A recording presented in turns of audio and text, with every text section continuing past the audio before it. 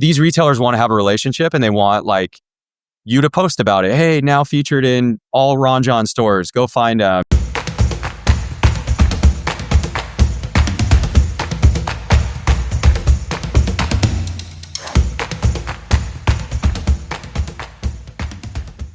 Hey, thanks again for tuning in to the E-commerce Evolution podcast. I want to take just a minute and talk about my agency, OMG Commerce.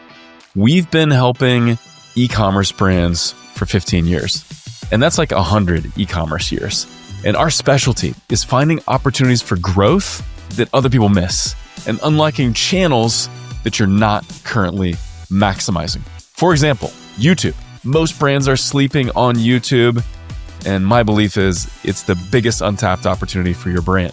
We're also good at adding up to 8 figures in growth for Amazon brands. And so if you're looking for scale and growth profitably, that's what we do. We'd love to chat with you. We'd love to review your current marketing efforts, show you where there's missed opportunities, and craft a specific plan for you. So visit us at omgcommerce.com, click the Let's Talk button, and we'd love to schedule a complimentary strategic review with you. With that, back to the show. Well, hello, and welcome to another edition of the E-commerce Evolution podcast. I'm your host, Brett Curry, CEO of OMG Commerce. And today we've got Jared Mayer joining the pod. I had the privilege of speaking at the same event as Jared in Midtown Manhattan, and I got to hear his story of helping Pura Vida bracelets build out their wholesale retail program en route to $135 million exit to Vera Bradley. So we're going to unpack that story, talk about the whys of building a wholesale program, the hows, and some fun stories along the way. And so with that, Jared, welcome to the show, man. And how's it going? Thank you. I appreciate it. It's going really well, actually. Every day is a new experience for me. I left in March. I thought I was going to take some time off and ended up getting bored after a couple weeks. So here I am building some wholesale programs and speaking at events, man. It's really good to talk to you. I love it, dude. And I hear that so much from, like my friend Moise Ali, who found the native and had a great exit. It's like, if you're used to building and you're used to just going all the time and you've got, you're bright and you're talented and all that stuff, it's kind of hard to take more than a couple of weeks off without building the next thing. And so I was really pumped to hear you in the game again and speaking again. And I will say, Jared, I thought this was a bold move on your part, and I want to applaud you for it here on the podcast. So we're speaking at this event. Shout out to Johnny Hickey, who put the event together. It was fabulous near Times Square in New York. Everybody's got a PowerPoint, right? I'm speaking. I'm like talking YouTube. I got my PowerPoint stuff. Oh, man. Here's Jared. Walks to the stage. I got no PowerPoint. I got some notes. And by the way, this is my first time speaking at an event. And then you proceed to crush it and tell amazing stories and break down. And so I was like, this was great. One, it was a great pattern interrupt. It was just different from all the other speeches. And then it was incredibly valuable. So kudos to you on that bold move. Thank you, man. I thought I would be one of few without a PowerPoint presentation, and I ended up being the only one. And I was just like, all right, I guess I'm doing it. Let's go. And it was 50 minutes of the crowd just staring at me directly and not anything behind me. But I'm glad it went well, and I'm glad everyone got a lot of value out of it. And I'm just like so passionate about teaching people about wholesale and retail and like why it's so important. I mean, I've been doing it for 15 years, right? Like, and I think it's cool that more and more people now are seeing the value of it, how profitable it is, how cool it is. And I mean, I know we'll get into that, but I was able to really speak from the heart. And I think that's why like it went well, It resonated for sure. And yeah, we have a mutual friend and Chris Lynch from Everyday California in La Jolla, California. Shout out to Chris Lynch. And so when I mentioned that we're going to do the pod, he's like, oh, Jared's the real deal. And so you got the Chris Lynch stamp of approval, which is also good. So nice. Awesome, man. Well, let's talk about a couple things that I want to kind of lay the foundation, kind of set the stage a little bit, get people excited about this. And then we're going to talk story and examples and get into a lot of the meat of this. But so you guys had that $135 million exit in 2019 to Vera Bradley. And I believe that, about 25% of the business or so at that time was wholesale. The rest was D2C. Is that correct? And we'd love to just get your perspective. Like, how much did the wholesale part of the business play into that successful exit? Yeah, 100%. So Yeah, my two buddies, Griff and Paul, founded the brand back in 2010. On a surf trip to Costa Rica, found some guys selling string bracelets on the beach. Thought it would be cool to bring them back and sell them.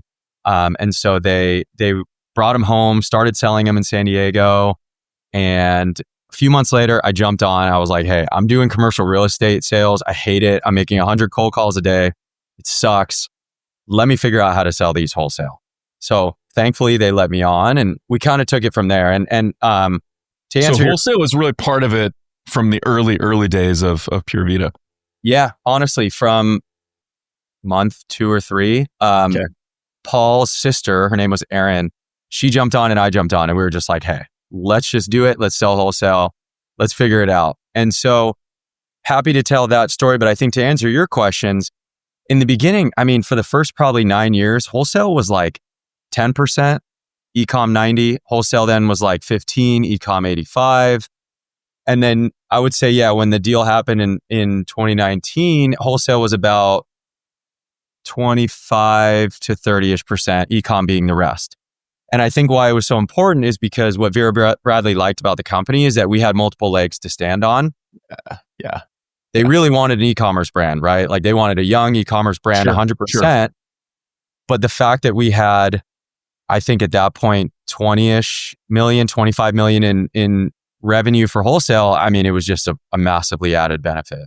Yeah, it's so good. And we've seen this a lot, talked about this a lot with our clients, channel diversification from a traffic standpoint. So that's one of the ways that OMG has really exploded lately is we understand YouTube, and like most of the D2C brands are really focused on Meta. And so they want to diversify. They want to open up YouTube as a channel.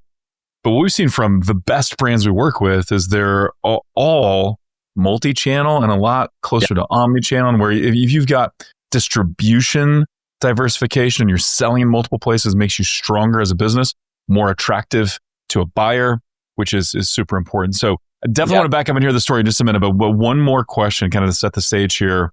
Because there may be people that don't know who Pura Vida is, and I love the story, I love the product, it's all really cool.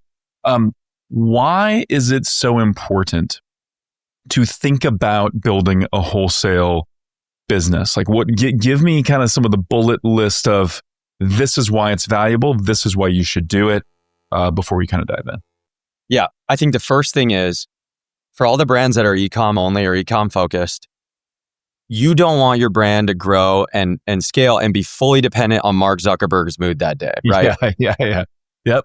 If you are fully e-commerce and you're running meta ads and that's your whole business, and anything happens, like the iOS change in 2022, you're screwed, right? And all of a sudden it's unprofitable or no one's buying or it's too saturated. So A, diversification. B, and that vulnerability is a discount factor when you go to sell, right? Like the buyers know that too. So they're like, hey, I'm gonna factor that into my valuation here. Yeah, and especially now too, like, back in the 2010s to 2019, like I had some other buddies that sold companies like Movement watches. Yeah. I know those guys love that product. Yeah, great brand. My buddy owns Blenders, eyewear, also sold. And yeah, I mean, they were mainly e-commerce focused, but started building a little bit of wholesale and had that out there. And that was just another reason why these strategic partners liked them. Yes, totally makes sense. That's one. Number two is nowadays again, on the meta topic, wholesale is more profitable, to be honest. Isn't that crazy? Yeah. Isn't it awesome as well? Like, yeah, it's more profitable than Amazon too in most cases. And I love Amazon, but yeah. And I think where people that aren't super familiar with wholesale kind of get tripped up is like, let's use a really easy example. So let's say you have a product that retails for $30. You're going to wholesale it for 15, right? And so I think what I've found is when talking to founders of e-commerce brands, they're like, oh, whoa, it's $15. Like I'm only getting 15. I could sell it for 30 online. Right. But online, you have a sign-up bonus. So that's a 10% off or 20% off. That knocks it down. Then you're paying 20 for a customer. Maybe what's your CAC? Yeah. Your customer acquisition cost gets right at the top. Yep. So then out the door, you're just like, oh, wait, when I sell a product online, like I'm only getting $2 out of it. Yeah. I'd rather sell it for 15, right? Yep. And so I think it's just a mindset shift that like, once you have that, you realize like, okay, it is worth it, right? So profitability, number two. It could be the most profitable channel that you have. Mm-hmm. Yeah. Yeah. And I think number 3 and probably 4 is just like getting your product out there, getting your product in the market is huge. Some brands have products that people want to try on. Like they want to see it in person, right? Like I'm going to use bikinis in it as an example. For a lot of women, like they buy bikinis online, return half of them, they don't fit. Like that's something you want to try on. And I say that because I'm currently working with a really cool bikini brand and they're going to crush it at retail because customers are literally saying like, hey, where can I find this near me? I want to go try it on, and I think that goes for a lot of different types of brands. Totally. And I would say lastly, e-com and wholesale don't compete. And I think that's also kind of an industry misnomer for all these years is like, if someone sees an ad online, but they don't want to buy because they don't know much about your product, but then they go to a store on the weekend and they see it, they're like, oh, I got an ad for this. This thing's awesome. Let me buy it. And vice versa. They go into a store, they buy the product. They're like, man, these sunglasses rock. I want another pair. They're buying online. It's a win-win. Dude, I love that so much. It's a really good call out. And I think a couple of things of note there on the competition piece. We've helped a lot of successful brands go from strictly D2C to opening up Amazon as an example. Mm-hmm. And I know there's been a few brands, again, talking Moise Ali from Native. He was like, man, I wish we'd gotten on Amazon sooner. But there's always going to be some cannibalization, right? You open up Amazon, there's going to be some cannibalization of people that are not going to buy D2C. Now they're going to buy on Amazon. I think there's definitely less of that when you open up retail.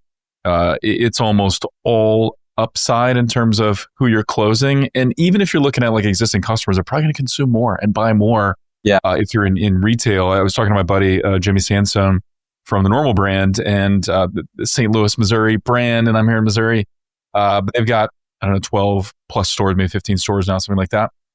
But they found that when they open a Normal brand store, or when they're in like a prominent retailer in a particular market, obviously retail sales go up big time, but D2C sales go up too. Because, and this is one of those things like going back to marketing 101, my marketing professor in college would be so proud, but you got the 4 Ps of marketing, right? Product, price, place, promotion. And so like, but that place is important. Like where is your product? And it's part of the marketing equation, having your product in physical stores. And so, yeah, that we can't overstate, I don't believe. So I mean, it just lends incredible credibility to the brand, right? It does. And like, what's crazy is what we found at Pura Vida, which I'm happy to say I was wrong, is so we were selling to, thousands of retail stores, mom and pop, surf shops, boutiques, that kind of thing. We started opening up our own Pura Vida stores. We had, I think 5 of them, 5 or 6. And one big thing that I was very against is I'm like, do not put Pura Vida stores near existing retail stores. Like, don't do it. It'll cannibalize. And here's what's even more insane. The retailers will get pissed and stuff like that. Like, don't upset them. Yeah. But we put up a store in Myrtle Beach where we had 3 other retailers, Pura Vida retailers, one in the same shopping complex, a couple down the street. I was scared. The retailers were pissed. Sales for all of it went up. And I think, I think that what's behind that is that it just cements credibility of this brand that they're like, I can go to the Pura Vida store, I can buy the product. But when I see it elsewhere, like these guys are legit. This is a real deal brand, right? And I think credibility, awareness 100%. Lists, which all that's really valuable. So yeah, what a cool call out. Well, awesome. So okay, now we tease and we're gonna get into a lot of the how-tos and the story and stuff like that. But let's back up a little bit for those that are like, wait, Pura Vida bracelets, what's that? So you talked about Griffin and Paul, surf trip to Costa Rica, sounds magical. They buy bracelets, they bring it back. So kind of tell us what the bracelets are and kind of what some of those early stages were that caused us to be such a phenomenal success. Yeah. So they bring these bracelets back. They're wax coated polyester bracelets, right? They literally look like friendship bracelets that we made in elementary school. Yeah. Colored, their colors, they're fun. They bring them home. They start selling them out of their bedroom in Pacific Beach in San Diego, where we live. Start going to San Diego State Library, giving people bracelets, having them follow us on Instagram, and basically kind of just put up it wasn't Shopify back then. I don't remember what it was, but it was, put up a little website and start selling online. Myself and Aaron come on and we're just like, hey, let's essentially knock on doors, right? Like let's make cold calls. Let's email samples out. We go to a trade show. We rent out half a booth in someone else's booth, give out bracelets to everyone. And we just start growing the brand like this, right? Super, super organic. I think we were I don't want to say one of the first on Facebook with Facebook ads, but very early when like it was insanely profitable. So that was very helpful. It was like literally you put in $1, you get $5 back. Yep. Print money. And so the brand kept growing that way, right? And I think wholesale wise, we went from 0 to, a couple $100K in our first year, $1 million, $3 million, $7 million. Oh, we need some sales reps, 15 mil, 20, 30, et cetera, et cetera. And so like the wholesale path kind of went up, and at the same time, the e-com path went up. And that was kind of the growth story. And so we went from like one style of just like string bracelets and colors to tons of different styles ranging anywhere from $5 retail to about 20. Came out with some rings because we were like, hey, naturally, we make bracelets. We're taking pictures of people's hands. Accessory. Yep. Let's get rings on it. So expanded into rings. Story behind the brand too is they're all handmade by artisans down in Costa Rica. So we employed over 600 artisans. Wow. That were hand making all the bracelets and everything. So like it was a give back story. We partnered with over 100 charities. We made bracelets for American Heart Association. So it'd be a red bracelet, JDRF, which is juvenile diabetes research, blue bracelet. And so it was a great story, right? Like people, we felt good about buying. We donated tons. We've donated like 4 million now in total. So yeah, I mean, it was a fun ride, a great product. I think a lot of people were just like, why would I spend $5 on a friendship bracelet in the beginning, right? And then thankfully it caught on. It caught on, man. It was such a great vibe. Fit the San Diego ethos, but then obviously went coast to coast and beyond, and carried that those Costa Rica vibes as well, which is just awesome. And so let's kind of break this down. So growing it to 15 million plus in wholesale business, most profitable portion of the business. What are like the practical steps? So if we're like, okay, I want to launch wholesale, where do I start? What do I do? What's kind of step one in that process? Yeah. Step one is to figure out if you have the margins for it. So step one is like, going back to the example of a $30 retail product, like, can you sell that for $15? Yep. Doesn't make sense. And not only that, could you sell it for 13? Because the more margin you give these retailers, the better. And you look like a hero if you could give these guys 55 or 60 margin. So can you do that? The answer is yes. Because if you can't, you're just like not going to get your foot in the door, right? If you're like, hey, retail's for 30, but I'll sell to you for 24, like that's not going to work generally, right? People are going to laugh at you. Laugh at you. Unfortunately, like it sucks, but they have to pay their staff. They have to pay the bills. They have to pay their, you know what I mean? Like, so they need the money to make up the margin. Last thing is, can you pay a sales rep down the road 10%, right? Just something to factor in. It's not immediate by any means, but like, can you do it? Because that will come into play if you scale properly. Yep. So if you check all those boxes off, that's the big first step. You're good to go there.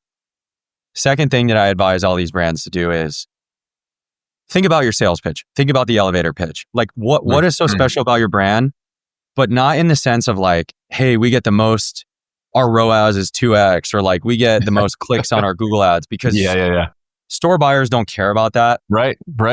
They're old school. Like a lot of them don't even know what ROAS means, right? Like as funny as it is. So you need to have some sort of sales pitch that's like a good story that they can relate to, or your price point is amazing and it's going to bring customers in their store. Like something that will make someone that has never heard of your brand want to take a chance on you and bring it in. What was the Pura Vida pitch? So, and that totally makes sense, by the way. You can't, I mean, maybe you can highlight a few things online, but like that's not the story. That's not going to be, that's not going to make as much sense in the head of the retail buyer like it does for you. So what was the story you told for Pura Vida? So for Pura Vida, ours was the Costa Rica story. So all the bracelets are handmade down in Costa Rica. We provide jobs for over 500 artisans. Everything is wax coated, polyester, waterproof, so you can surf, swim, shower, give them to friends, gift them. They last a long time, colorful. We partner with 100 charities and they retail for $5. So it's a really easy price point.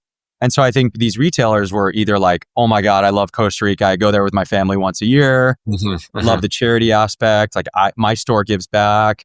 Or even just like, hey, I love the price point. Like I like that they're $5. Like that's really easy for me to sell. Let's do it. You know what I mean? Yeah, it totally makes sense. And in some of these boutique shops, right? Like they want to be able to tell a little bit of a story, right? If somebody's browsing and like, oh, let me tell you about these bracelets. Like there's a story here, right? And that's useful for merchants to be able to lean into. Got it. Yeah. That's awesome. And it helps you cut through the noise because let's say you are a candle brand or a bracelet brand or whatever, like there's a lot of competition out there. And so if you just are, hey, we make, water bottles or candles and it smells good. It's like, okay, but a lot of people do that. But if you have a charity aspect or a great founder story or can do custom labels or can just do something that will bring customers in and make it worth it, like you will get a lot more yeses than if you didn't. Got it.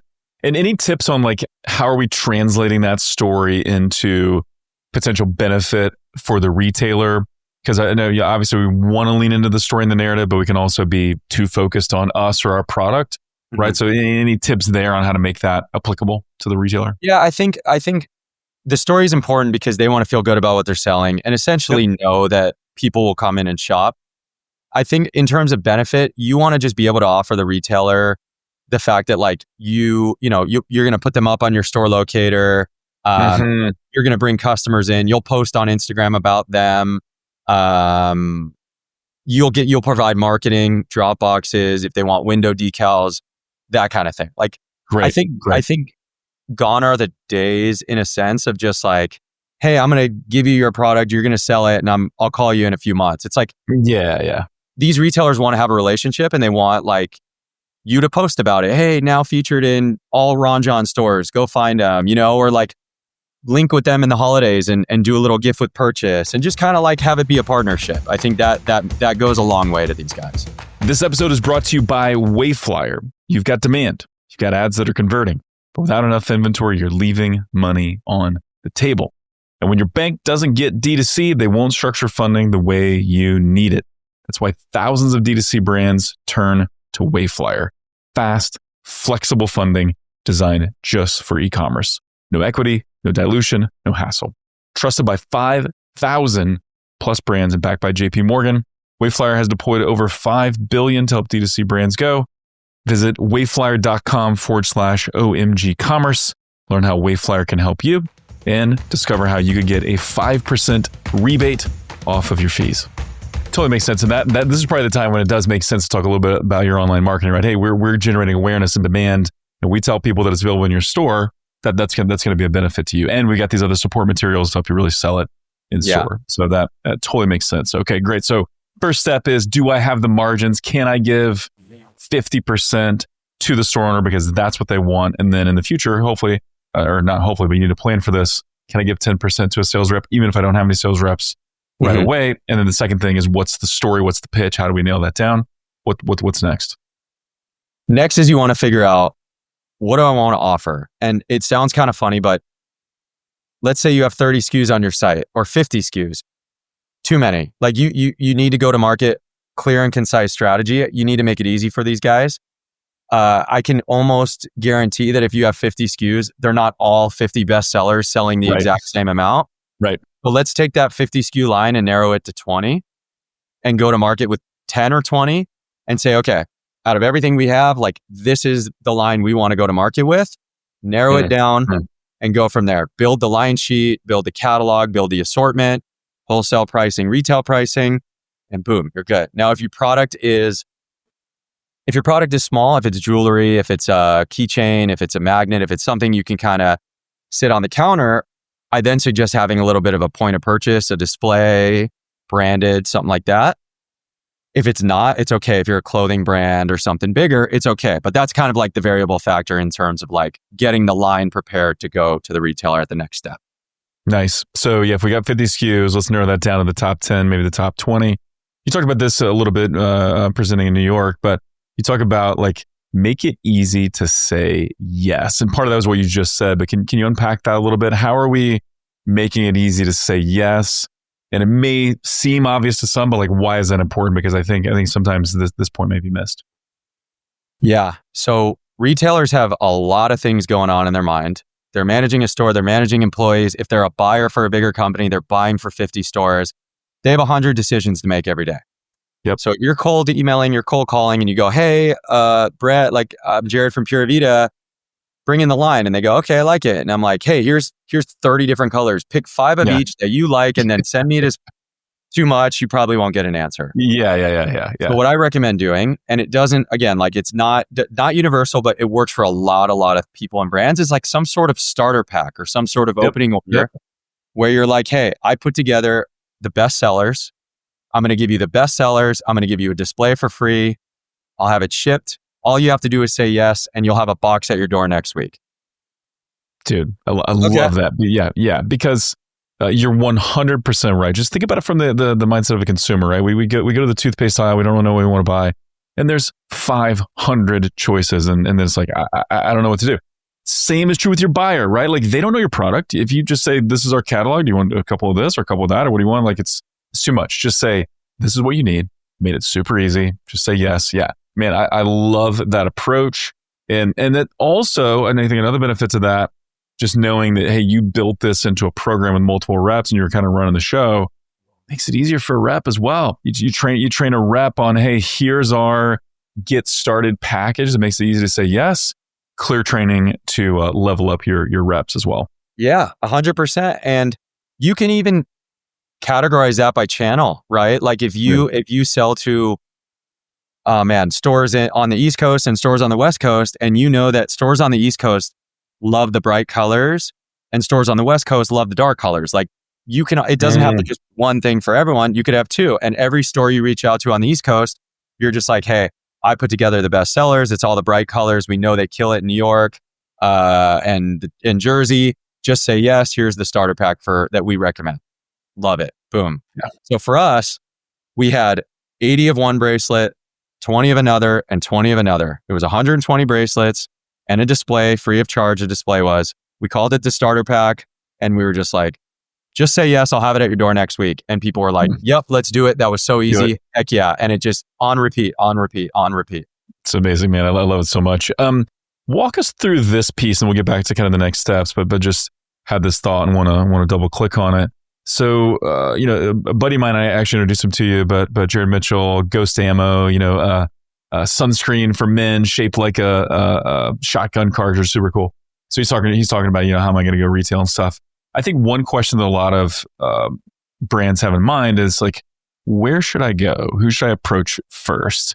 What advice would you give there? Like, where did you start? It sounds like with Pura Vida, you were just hustling, you were calling like everybody, but how did you kind of build that short list? I'm guessing you weren't like going to Bass Pro shops, and in the beginning or whatever. Like, how did you build that initial target list of retailers? Yeah, I think you as a brand owner need to figure out where you want to be. And you may say like, oh, I want to be everywhere. Like I want to be everywhere. And I think you can't, because you can't sell to high-end boutiques, but then sell the same product to CVS. It just won't work, right? The boutiques will say no, CVS, whatever. So I think what you need to do is figure out, okay, like where do we want to start? Do we want to be in boutiques? Do we want to be in gas stations? Do we want to be in surf shops? I think like having some sort of clear focus channel is a great way to start. And from that point, you can use one of the many tools online of like scraping leads, going to similar brands' websites, hopping on their store locator, stealing their list of stores and thanking them for the free leads, right? Like, I guess it's not even stealing, but it's like, it's public. It's public, right? Yeah. Going on, there's a program called Fair. It's like a wholesale marketplace. A lot of brands hop on it to kind of just like get some revenue coming in the door.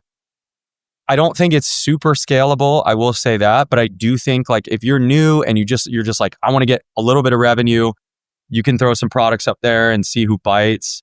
And see what retailers are gravitating towards your product.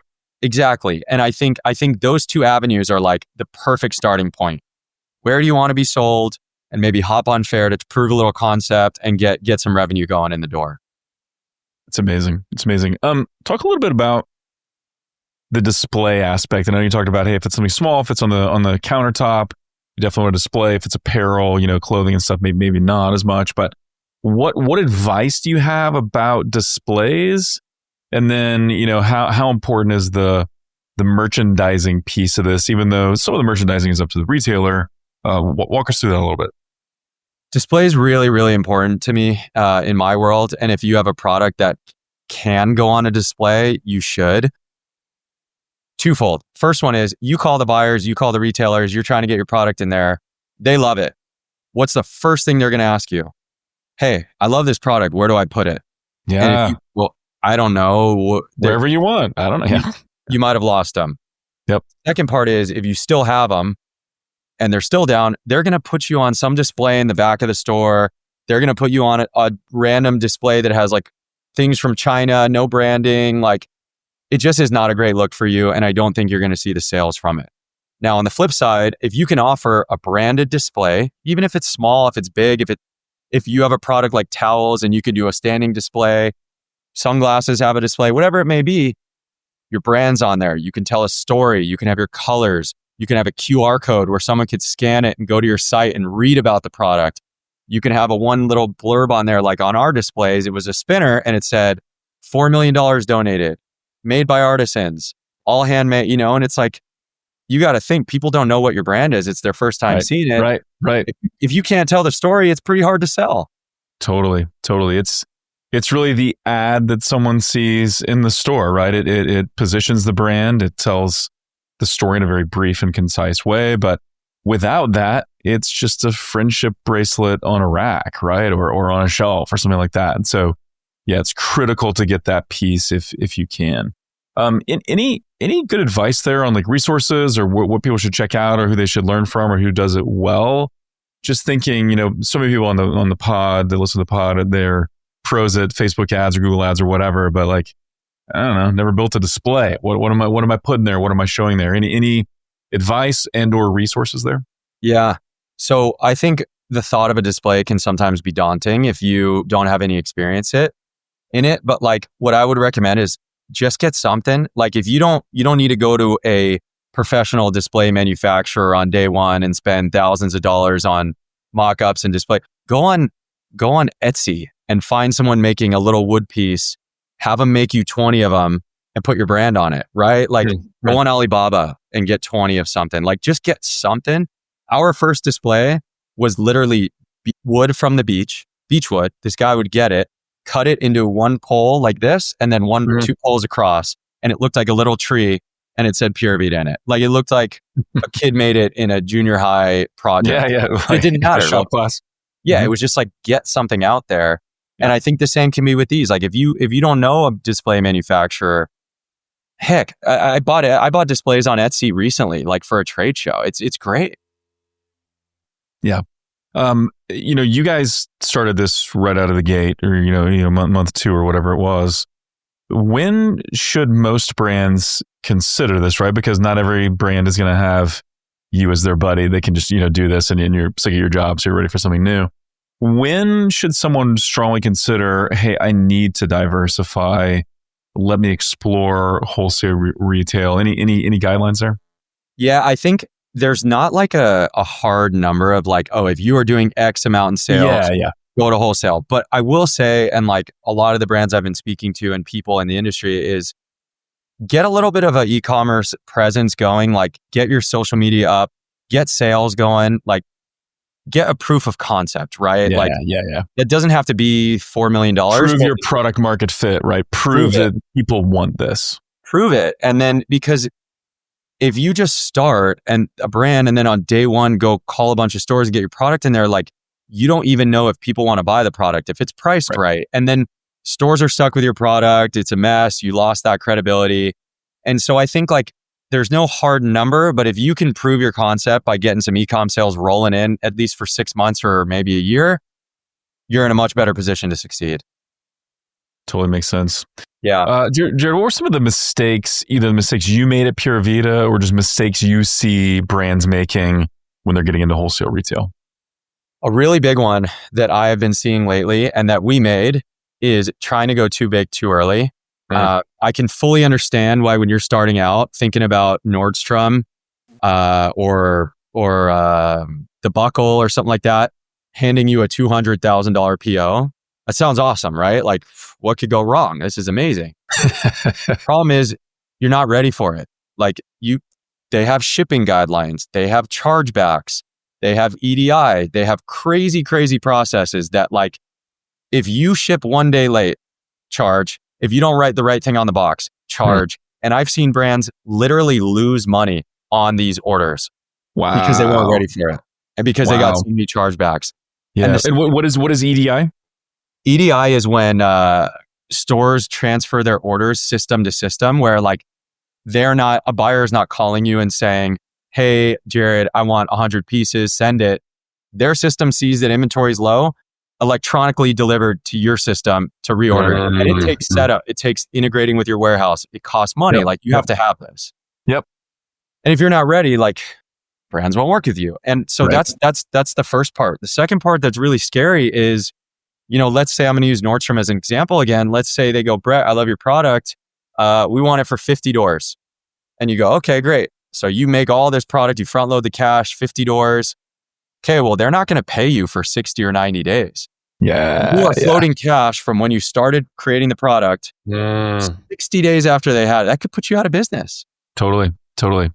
Yeah. You got to make sure you've got that ability to float. And then I'm also assuming, the terms are going to vary from retailer to retailer, right? Like, so maybe you're getting the cash 60 to 90 days later, but it's maybe not all the cash, right? And every retailer is a little bit different. I know my buddy helps brands get into Walmart on physical shelves there. And he talks about how it can be like the hug of death, where there's so many good things happening, but if you're not ready, it's going to put you out of business. 100%. And what if someone tells you they want 50 doors worth of product, you make it all, and 2 days before you ship it, they go, hey, actually, we closed down 20 of our doors.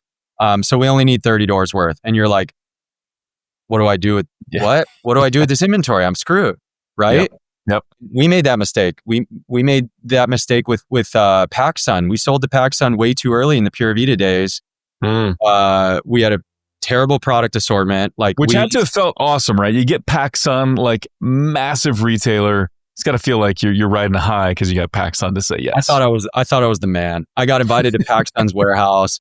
I went to corporate. I was posting photos on Instagram. I'm like, me at the PacSun warehouse, Pura Vida. I thought it was so cool. We get this order. I didn't know what assortment to make them, so the colors were so off.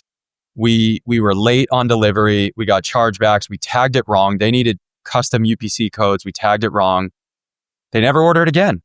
Wow. Still to this day. And we blew our shot. And so I just think like the biggest thing that we did and that people do, among others, is just like going for the big guy way too early. And I think the solution is don't ignore the mom and pops. Like don't ignore the smaller chains. Yep. You can move a lot of inventory that way, and you're gonna be able to learn and grow and protect yourself financially that way. Love that. Other mistakes to avoid, mistakes you guys made. Anything else to call out there? Yeah, I think one thing we did was we hired reps and showrooms too early. I think the concept of you're new and some sales rep that lives in Florida reps 3 other brands, right? Sounds cool. You're like, oh, well, he'll just rep my brand. He'll just plug me into the 100 stores that he already sells to on day one. Or like it's a showroom. Oh, when a buyer's in the showroom for a meeting, they'll just sell them my brand too. And unfortunately, that's not the case. You're just so low on the totem pole when you're brand new, and when a rep or a showroom has to pioneer your brand, which means like literally pave the path. It's extremely labor intensive, time intensive. And if a buyer comes into a showroom and they only have an hour and a rep sells 5 brands and here you are at the bottom of the totem pole, they're going to show the buyer these 3 brands because these 3 brands make them money. Yep. They got to make that sale. They got to make that sale. Yeah. So we did it. We did that. Then we ended up taking it back in-house because we can tell the story the best. We can lay the foundation. We're working 9 hours a day selling it. So then we went back out, we did it ourselves. And then when it was the right time, then good reps came to us and good reps wanted to spend time on us. So that was a big learning for us too. That's really great. Any rules of thumb there or thoughts on, okay, when do I do this myself versus when do I bring on a rep versus when do I, partner with somebody like a third party rep or whatever? Yeah. I mean, I think you should lay the groundwork yourself for a little bit at least. Yeah, totally agree. It's beneficial because no one tells the story as good as you. No one has all the time in the day of selling your brand as good as you. And whether that's you or you bring someone on in-house, right? Or you hire an intern. Like when I say you, I mean just something you can In-house. control Yeah. in-house. Yep. I think I think it's also important too, just a quick side note there, Jared, is just almost like you guys had the benefit, and I talked to Preston Rutherford from Chubbies. They did the same thing where they were selling Chubbies, in parks in San Francisco. You guys were at the San Diego State Library selling Pura Vida. There's something powerful about looking your customer in the eye, selling it, getting that immediate feedback, seeing what they think, what the conversations are like. And in the wholesale world, you got two customers really, right? You got the end buyer, which you probably already know by now.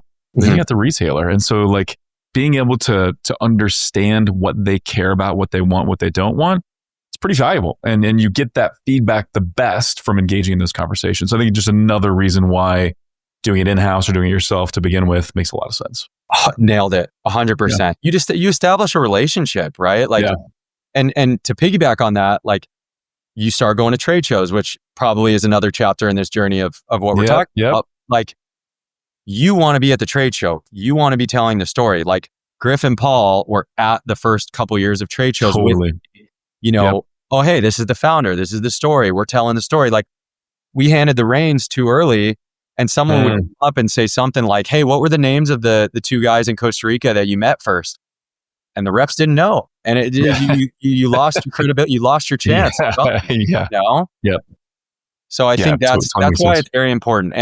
And truly, truly, truly, like if you have a baseline of stores, like let's say, again, I'm going after someone and I want to rep in Florida because I'm too busy. We're at a certain point. If we have no stores to give this guy to manage, on top of him getting his own, we're probably not going to get the best reps. Now, if I go to him and I say, hey, we have 40 retailers in Florida. They're awesome. We want to give those to you to grow them, but then also have you bring on 100 more. The best of the best reps are going to be the ones that say, heck yeah, like I'm in. Yeah. Very clear objective for them. It's a clear structure for you, clear path to ROI. Everybody's aligned. Makes a ton of sense. Jared, you've talked about this a little bit, but walk me through, or walk us through kind of what are some of the terms we could and should expect, and what are some of the terms that are negotiable versus probably not? I mean, I know everything's negotiable to a certain degree, but what kind of terms should we expect going into these deals? On the retailer front, like if retailers buy it? Okay. Yep, exactly. The majority of the time, product dependent, but the majority of the time, the mom and pops, the smaller chains are going to pay you with a credit card up front. Okay. So they will give you their credit card when they place the order. Pay the full amount of the PO at the time of order. Full amount of the PO at the time of shipping. That's how it's shipping. Got it. Yep. So let's say they place an order. It's $1,000. It ships next Friday. I'm going to get their card right before I ship it. I run the card in full. I ship the product. It's amazing because the money's in my hand. We have the cash flow. We have the money. Great. They have the product done. So I would say that is how the majority of the smaller chains and the mom and pops work. Now, as you get bigger, 10 doors, 20 doors, maybe 50, whatever it may be, you start working with net terms. So net, most common is 30. So they will pay you 30 days from when they receive the product. Not usually it's sometimes when you ship it, you can say 30 days. We try to do that, but sometimes they'll say, hey, we didn't get it for 7 days after. It's kind of a little bit of a gray area. You could say 30 days from invoicing. They're probably going to be a day or two late. But in general, net 30. Next common is net 45 days, net 60, and then net 90. Brands hate net 90. Retailers love it. It's just kind of like, I want to say like a clout thing, I guess. Like retailers that are really, really good, pump really good volume, big names, the Nordstroms of the world, maybe Bass Pro Shops, I'm not sure. But like those are the ones that can say net 60 or net 90 because you don't have a choice. Like you say no, they say no. Yeah. Right? It's a massive distribution. How else are you going to get in the door? Yeah. So that's kind of that world. Like, and that's why, again, like getting this mom and pop baseline going, you're going to have money coming in, right? You have That's going to cash flow, going to create float for the bigger retailers with more doors. So you got the cash flow going, you have all that. And then when you go after the big guys, you can handle it better. Now, in terms of the big guys, for people who are a little bit afraid of floating money for 30, 60, 90 days, there's third parties out there called factors. And what that is basically you hire this factor on, you say, hey, I'm going to ship to Bass Pro Shops. The order is $100,000. The terms are 60 days. They will say, okay, we approve this because we know they have a good track record. They will then collect the money for you, guarantee some sort of amount of money in that, and then they take a cut when Bass Pro pays. So we've used a bunch. Like, it's very helpful for brands that you don't want to float that yourself. Got it.